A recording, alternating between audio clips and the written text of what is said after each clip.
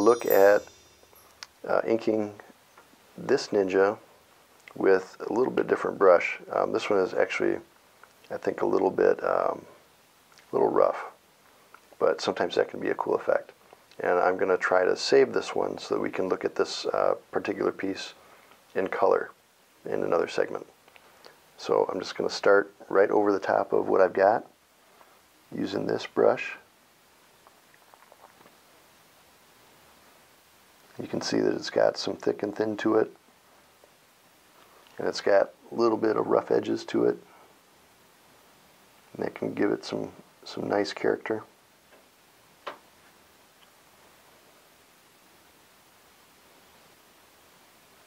As I'm inking, I'm going to think about fabric a little bit.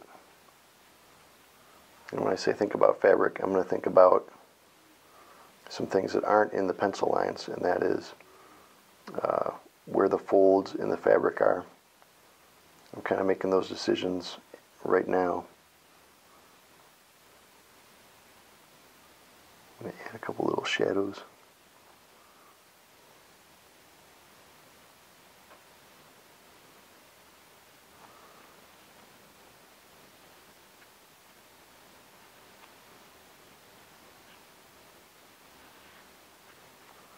You can see the lines are going back and forth between thicker and thinner.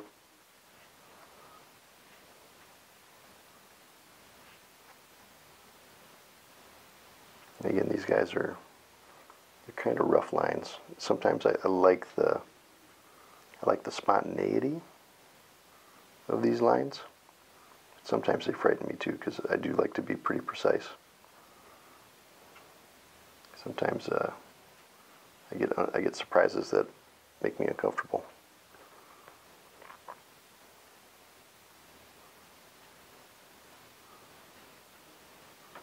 But that can be okay too if that's what you're looking for when you're working.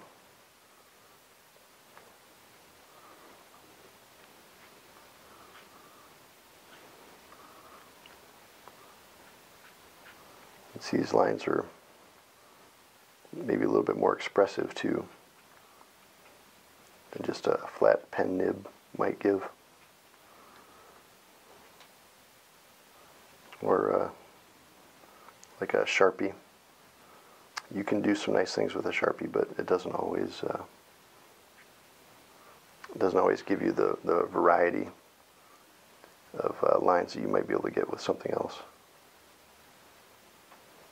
It's really all-purpose marker. Drawing is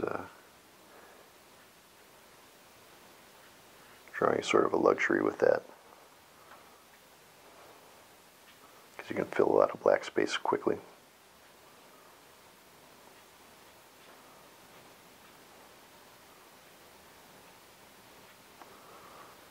With a brush like this, you don't have to reload the ink, whereas on a traditional one you'd have to dip it quite regularly, although those brushes you can really do some nice delicate lines. I'm kind of running with some heavy ink coverage from this pen. It's charged up pretty well.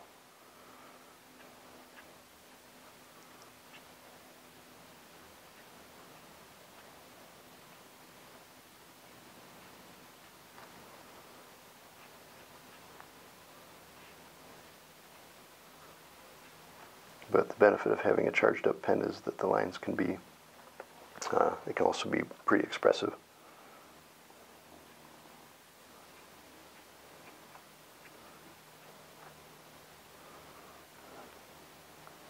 Think about this for a moment. I'm going to switch over to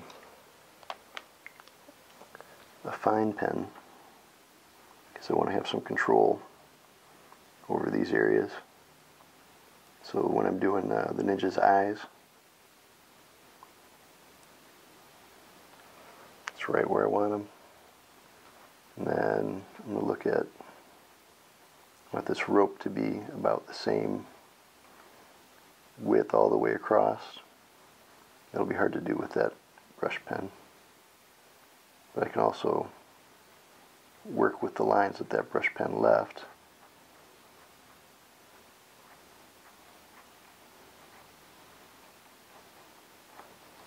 And things will still work together.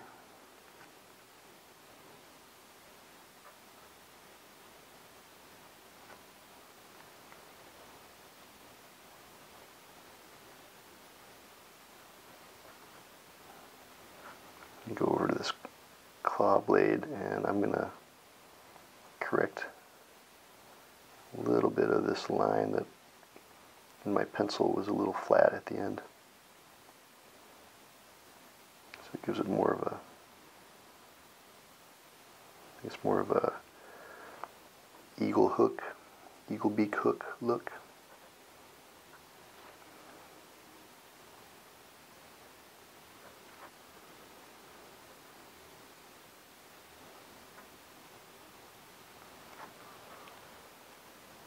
Just run this line across here. Ooh.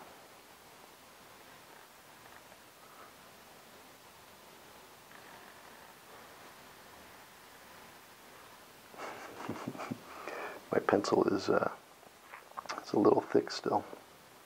It's making it hard for the ink to adhere to the page.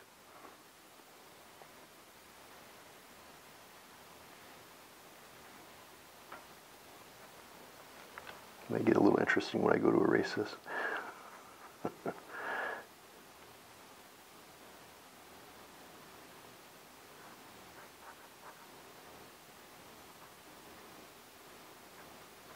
When I originally drew this, I left these rope lines on here a little flat, so right now I'm just going to give them a little more volume. Have them actually go around the hand a little bit more.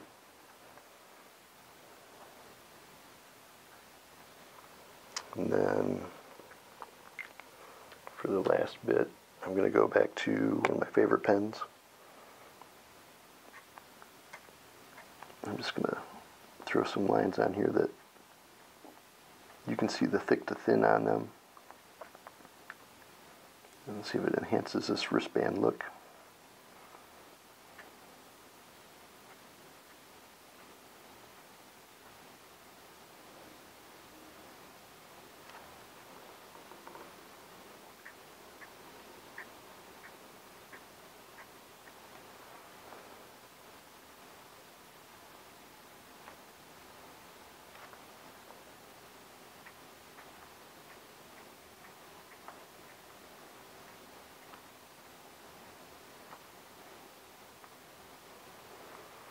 All right, we'll go back to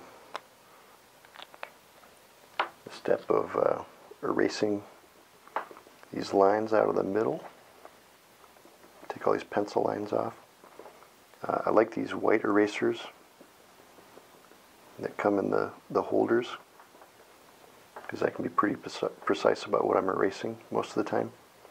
Although in a case like this, if I'm erasing all of the lines, these come in a block too, and the block erasers are nice. They're gentle enough to not wreck all your new ink lines or make them fade too much, but they'll get all that pencil off there too.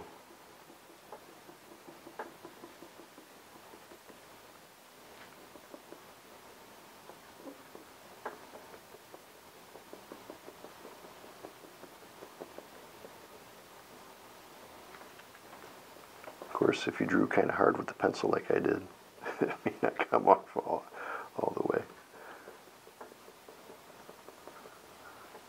Usually I like to draw a little bit lighter with my pencil, because I know that I'm going to come back over with an ink pen or sometimes a ballpoint pen and tighten everything up.